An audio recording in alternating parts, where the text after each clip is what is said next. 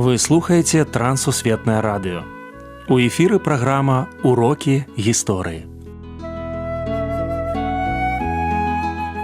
Запрашаем у падарожжа падзей, асоб і фактаў. Вучыцеся разам з намі.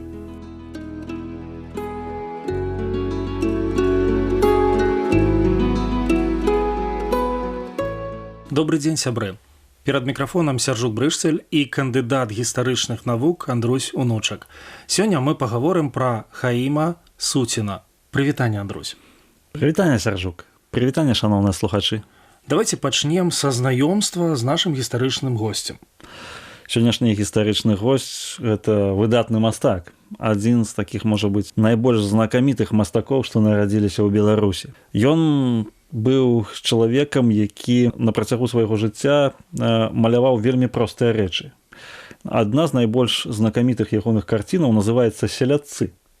Гэта была такая звычная ежа габрэйскай сям'і ў пачатку 20 стагоддзя. Аднак на сённяшні момант яна каштуе ў літаральным сэнсе мільёны даляраў. Як такое магло адбыцца? Ён нарадзіўся ў 1893 годзе ў Смілавічах, сучасная Менская вобласць, у сям'і краўца. Ягоны тата вельмі добра умеў працаваць з вопраткай, асабліва ён дасканала шыў жаночыя сукенкі, да яго было даволі шмат замоваў. Ён быў 10-м у сям'і, усіх у сям'і было 11 дзяцей. Праз некаторы час ён апынуўся ў Менску, дзе пачаў захапляцца малюнкамі. Ягонае захапленне малюнкамі яно прывяло яго ў віленскую школу малявання Івана Трутнева. І вось у гэтай школе ён знайшоў сябе. Гэта было на пачатку 20 стагоддзя, 1912-1913 год. Але знакамітым ён тады далёка не стаў. Знакамітым ён стаў у Парыжы. Праз пэўны час ён даведаўся пра знакамітую такую камунію, супольнасць парыжскіх мастакоў, якая называлася «Вулей». І вось у гэтым вуллі там працавалі сотні мастакоў з розных краінаў свету, якія ў Парыжы імкнуліся знайсці сябе. І з гэтых сотняў мастакоў толькі адзінкі дамагліся такой сусветнай вядомасці. У тым ліку і наш зямляк. Вось ён пасяляецца ў гэтым вуллі, але няма за што жыць. Парыж такі дарагі горад. А гэта ўжо Першая сусветная вайна заканчваецца. Вось 19-й год, Парыжская мірная канферэнцыя, крызіс. І ён пачынае падпрацоўваць там грузчыкам, нейкім маляром, які распісваў там фасады будынкаў і гэтак далей. Дзесьці толькі ў сярэдзіне 20-х гадоў, калі ягоныя карціны заўважыў і купіў адзін з амерыканскіх мільянераў, толькі пасля гэтага ён стаў даволі знакамітым чалавекам. Знакамітым у якім сэнсе? Што ягоныя карціны пачалі прадстаўляцца на выставах. З ім шукалі знаёмства многія знакамітасці. У той момант у Парыжы жыў і Марк Шагал, і асабліва найзнакаміцейшы мастак таго часу Амадеа Мадальяні. Вось Амадеа Мадальяні за некалькі дзён да сваёй смерці сказаў: «Я адыходжу, але пакідаю вам Суціна, ён геній». Раскажыце пра розначытанне яго біяграфіі. Было некалькі розначытанняў. Першае розначытанне – гэта тое, у якой сям'і нарадзіўся. Сям'я была заможнай ці незаможнай. Некаторыя казалі, што ён, даследчыкі, што сям'я жыла вельмі бедна, і таму ён сам усё прабіваў сабе дарогу, вымушаны быў там ледзьве не галадаваць першыя гады сваёй працы і жыцця. А іншыя казалі, што, прабачце, калі ласка, ягоны тата вельмі добра зарабляў, і бацькі здолелі яго накіраваць у Парыж. Хай яны не здолелі забяспечыць яго, але здолелі ў асноўны момант уладкаваць яго ў Парыжы. Значыць, вось першае розначытанне. Другое розначытанне гэта было пра яго адносіны са сваімі блізкімі. Адны казалі, што ён быў чалавекам, які цалкам жыў у сябе і для сябе, а іншыя, яны сведчылі пра тое, што ён вельмі клапаціўся пра сваіх братоў і сёстраў, яго 9 братоў і сёстраў. І нават казалі, што калі сястра ў яго папрасіла дапамогі, сястра тады жыла ў заходняй Беларусі, пераехала ў 20-е гады, быў вялікі крызіс, а ён ужо быў знакамітым мастаком, і ён нават хацеў набыць у Францыі карову і пераслаць карову ў заходнюю Беларусь. Але сястра напісала, што гэта будзе залішне, дастаткова будзе пераслаць грошы. Вось такія моманты.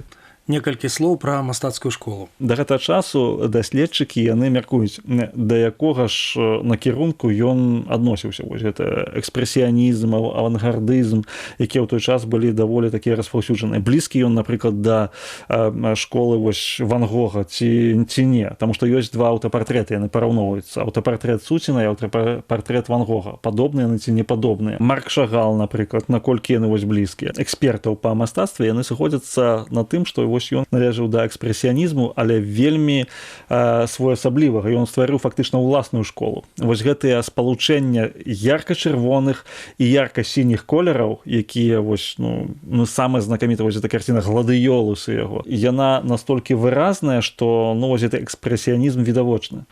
Жыццёвыя і творчыя крызісы. Сапраўды, у яго было некалькі жыццёвых творчых крызісаў. Трэба сказаць, што першы крызіс ён палягаў на тым, што у пачатку 20-х гадоў ён проста перастае маляваць. Ён лічыць, што ягоныя карціны ўвогуле нічога не вартыя. Пасля гэта перайшло ў тое, што ён проста нікому не паказваў. Ён адмаўляўся ўдзельнічаць у выставах, ён адмаўляўся неяк экспанаваць свае карціны. Гэта лічылася, што дэпрэсія такая была моцная. І толькі калі звярнулі ўвагу на ягоны карціны Амадэ Мадальяні і іншыя мастакі з парыжскай школы, ён тады адкрыўся, неяк раскрыўся ў гэтым сэнсе. Таксама творчы крызіс і жыццёвы быў звязаны з пачаткам Другой сусветнай вайны, з Халакостам. Ён быў габрэй, ён не паехаў з Парыжа, ён жыў у Парыжы пры нацысцкай акупацыі, і гэта вельмі моцна на яго ціснула гэта ўсё, што адбываецца з габрэйскім народам. Ён і памёр у Парыжы. І вось, канешне, не скажаш, што яго жыццё было простым. Андрусь, цікавыя мазкі. Вось пра апошні перыяд яго жыцця, калі казаць, 40-ы год. Ён чалавек вельмі заможны. Трэба сказаць, што ў яго дом у самым цэнтры Парыжа. У яго машына з кіроўцам. Ён можа наведваць самыя там лепшыя рэстарацыі і можа дазволіць сабе вельмі шмат. Ён забяспечыў усіх сваіх сваякоў. Ён чалавек вельмі паспяховы. Кажуць, што Парыж хутка зойме нацысцкае войска нацысцкай Германіі. Выязджайце. Яму некалькі разоў. Там самыя знакамітыя людзі кажуць, што трэба ратаваць Суціна, вывозіць яго. Ён стаіць на сваім, што калі мне наканавана памерці, я хочу памерці тут, вось там, дзе я реалізаваўся, там, дзе Бог адкрыў найважнейшыя такія моманты майго жыцця. І ён застаецца. Он пераходзіць фактычна на такое становішча, што нідзе не паказваецца, ён не прадстаўляе нідзе сваіх карцінаў. І ён памірае ад язвы страўніка. Была няўдалая аперацыя на язву страўніка, і так лічылася, што за ягонай труной ішоў толькі адзін чалавек. Але гэта быў Пабло Пікаса.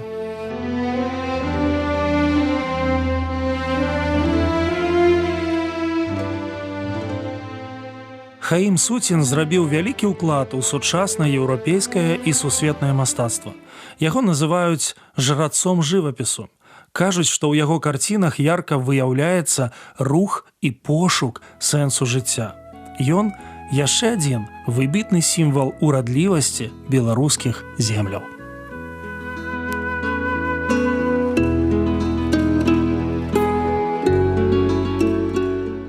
Дзякую, што далучыліся да нашага праекту. Калі ў вас ёсць пытанні, пішыце, калі ласка, на адрас Трансусветнае радыё, урокі гісторыі.